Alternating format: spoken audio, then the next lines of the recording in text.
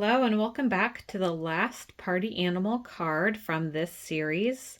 We're going to do the Panda ink smooshing card. As you can see, my sample shows it with blue ink, but you can change the color. I even tried yellow on this one and it looks pretty cute. So remember that the card kit comes with instructions so you can recreate the card at home. And then you have the kit, and we're going to focus on how to assemble the kit. So here's the card again. You can color up the pandas however you like. I'm going to show you how I've done it my way. There's also a white panel that goes inside so you can easily write inside the card. Let's take a look at the kit.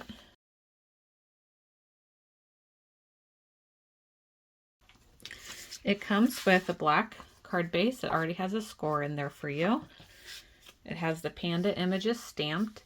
And it's stamped on watercolor paper, so it's going to hold up well for watercolor. For ink smooshing, I would recommend if you're going to do ink smooshing, try it on a watercolor paper because regular cardstock might buckle a little more than you like. Now you're also going to have the panda stamped on some masking paper. So this is like a low tack adhesive paper. What we're going to do is cut these guys out and use it as a mask to protect for the ink smooshing. Next we have some baker's twine. We have the little sentiment on a stitch circle die cut, and here is a panel for the inside. So let's do it a little differently. A lot of times I get the card base ready, but I'm actually going to do the pandas first. So set everything aside, get your pandas out first, and what we're going to do is cut out the masking paper with scissors. These are the pandas that are on the masking paper. It doesn't have to be super perfect, precise, but it does need to be pretty decent. So don't worry, like here with all the little fingers, I'm just gonna kind of do it generously. It doesn't have to be. So sorry, my video stopped recording. I didn't notice. So what you're going to do is go ahead and fussy cut out your panda image here, and then once you're done, peel the blue backing off and then press it on top of your watercolor page. So this is a mask to protect the pandas from all the crazy ink smooshing we're going to do. So as you can see, it's not perfectly cut out. Like here I have some space, but it's good enough. So don't have to be perfect with this. I have some scratch paper to help protect what I'm working on. And also what you're going to want to do is get a plastic bag. It could be the bag that the kit came in, or maybe you have another bag that's a little older or used that you just want to use to smoosh with. And we're going to do some ink smooshing. So to do ink smooshing, you can get any ink pad that you have. I'm going to use this Distress Oxide in Broken China.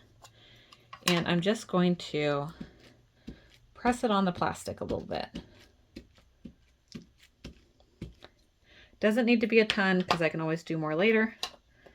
Then get a spray bottle with water and just spray some water. Notice how the ink is beading up, and that will be just fine. So now let's put the panda paper on my scratch paper. I'm going to take my bag upside down and smoosh it all over. So keep smooshing. I'm going to make sure I have plenty of ink by the panda, but I don't want everything totally covered. So I think I'm going to call that good for now. And then I just need to let it dry. So an optional thing to use to make it dry faster is a heat tool. So I'm going to go ahead and speed up the drying process with a heat tool. So you could use that or a hair dryer, just be sure to be safe. All right, I'm back and my panel is mostly dry. I actually want to add some more smooshes. So go ahead and make sure your masking paper is down. I still have some leftover ink and I'm just going to lightly add these little dots of color and let it dry again. You can always add more ink, spray a little bit of water, and go in. You could even go in with another color. So if you want to put some purple or some green, like that would be really pretty as well. So go ahead and have fun with it. So my panel is dry and the heat gun actually kind of removed my masking, but just go ahead and peel it off and look how the pandas are protected because we used stamp masking paper. So if this is in good condition, you could even save it for another time for that stamp. And now what we're going to do is watercolor the pandas just like this. So there's a lot of different ways you can watercolor. Today for me, I'm going to use the Zig Clean Color Real Brush Markers, and I'm also going to use a brush and a bit of water. And I'm just going to color these up real quick, simply with these colors.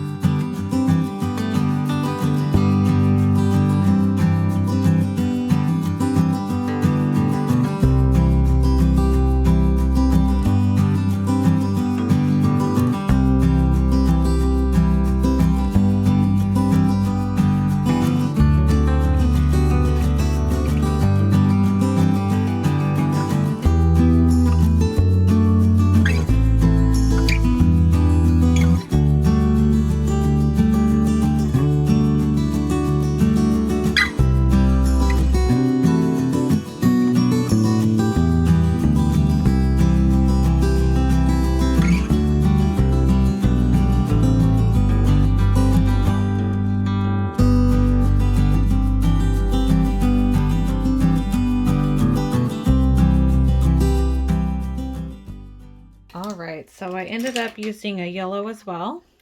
Here's how my pandas turned out, pretty cute. And we're just going to assemble the card. So let's take the card base and fold it in half on the score line. Reinforce with a bone folder. I'm actually going to open up my card and put this white panel on the inside.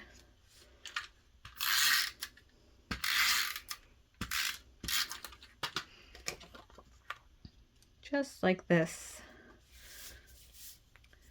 Now on the outside of this, on this panda, I'm going to take my baker's twine and go ahead and double it up. And I'm just going to tie it around my panda panel. I'm going to tie it in a bow.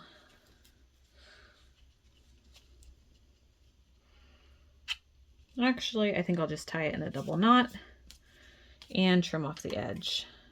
There we go. I'm going to center it towards the right. And then go ahead and glue your panda panel on your card base.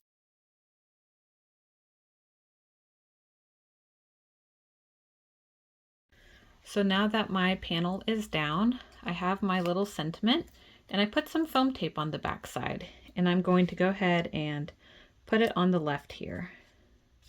And there you have it, a sweet little panda card with some ink smooshing. It looks really festive this way. And plenty of space to write your message. So thank you for joining me for the series on party animals. You can grab these card kits on my Etsy shop. They're available while supplies last, so go ahead and grab them if you love them, and you can easily make these cards at home. All the prep is done for you. Really fun to do with a friend and to make cards for your loved ones. Thanks for watching, and I'll catch you later.